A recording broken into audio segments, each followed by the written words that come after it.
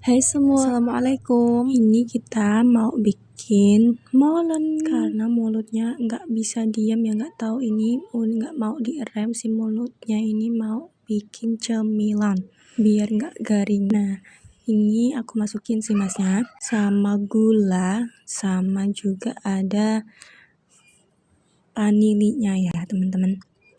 Karena ada turahan habis yasinan punya si emak, jadi mau bikin cemilan lagi, molen.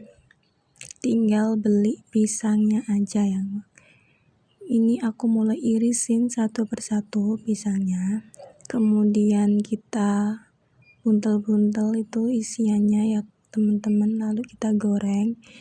Ini mau bikin yang versi kecil-kecilnya aja biar jadi banyak dan supaya merata. Dan ini hasilnya. Terima kasih.